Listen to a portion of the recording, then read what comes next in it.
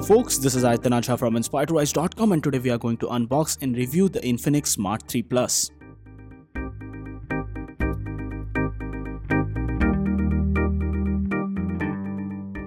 So guys, we'll start off with an unboxing for the smartphone. At the back there's a nice Made in India sticker, and this is the official box, and let's just see what's on the inside. On the inside, the first thing that you get is the smartphone. Comes with a very nice packaging and covers, etc, everything, and has a very nice glossy design at the back. And inside the box, what else do you get? You get the charger for this one, which is a normal charger. You get the micro USB cable along with the SIM tray removal pin and the documentation, warranty card, etc. And it comes with a very nice hard case which has got a very beautiful design, and it's one of the best hard cases that I have seen for a smartphone in a very long time. It comes with a 6.2-inch HD plus display at 19:9 aspect ratio, and it has a very nice water drop notch style design. At the back there's a very nice glossy finish, and it's one of the best looking smartphones in the price bracket that it retails. And if you look at the bottom, there's the micro USB port along with the 3.5mm jack and the speaker grill. At the right hand side there's the power button and the volume rocker, and there's a triple camera setup at the back along with the LED flash and the fingerprint sensor.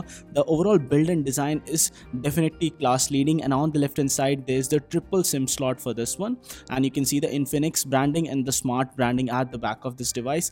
Definitely a good looking phone in this price segment. And you can see the AI triple camera at the back, which is a 13MP, 2MP and a QVGA sensor for better color reproduction and everything else. And if you talk about the display in more detail, I felt that the colors were good, the viewing angles were good, sharpness was on point, and the hard case cover is definitely a looker, and it would protect your device from accidental drops and scratches, etc.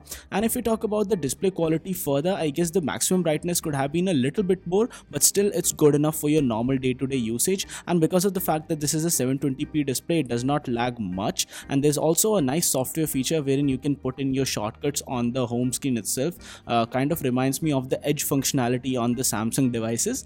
And if we talk about few other things, there's a nice face unlock option, and there's also a fingerprint sensor at the back, both of which are really fast, and I had no issues using them, so that's something great. But the chin on this device is slightly bigger. But if we talk about the specifications now, it comes with a Helio A22 chipset, which is not really that powerful chipset. 3GB of RAM, 32GB of internal storage, and 2GB of RAM, 32GB of internal storage are the variants. It comes with almost every sensor required for a good performance, but the overall Antutu score was not that high, and the performance is something which suffers, but the read-write speed on the internal storage was good enough. So if you talk about further performance in games, etc., the Helio A22 is not a really high performing chipset. It's a okay chipset for your most of your needs, but it's not something which you would want to use in day-to-day settings, because of the fact that you can only play PUBG like game on smooth or medium settings. There's not even an option for high frame rate while playing something like PUBG, so the overall experience was not really that smooth while playing games. And I won't recommend this smartphone to anybody who's very keen on playing games, etc. For media consumption it's good, but somehow I was able to achieve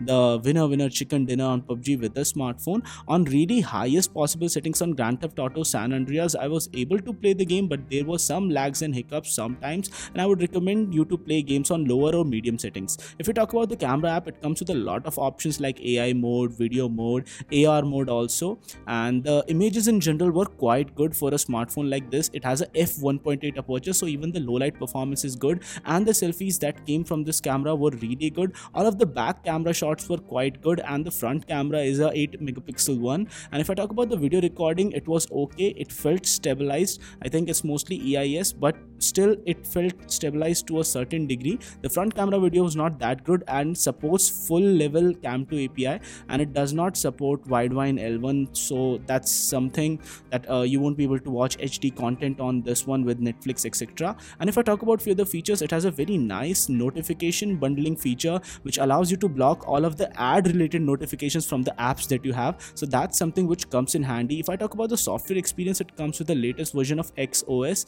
and the 2GB of RAM is something which kind of hampers the experience sometimes, and I would definitely would have loved to see something like 3GB RAM on this phone in this specific price bracket. But I guess that's one of the biggest cons for this phone, that the available RAM is slightly low, and that somehow impacts the performance. It supports zoom to fill in videos on YouTube, etc. and that makes for a great multimedia experience. For the price for which this device retails, it's a great device for multimedia consumption, and a 3500 mAh battery makes sure that it does last throughout the day. So I feel that it's a good device for a lot of users. But if you're looking for really high performance, I would suggest you to increase your budget. So guys, this was it for this video. In case you like this one, don't forget to smash the thumbs up button and do subscribe to Inspire to Rise for more awesome tech videos like this one. And guys, no matter what you do, stay inspired to rise.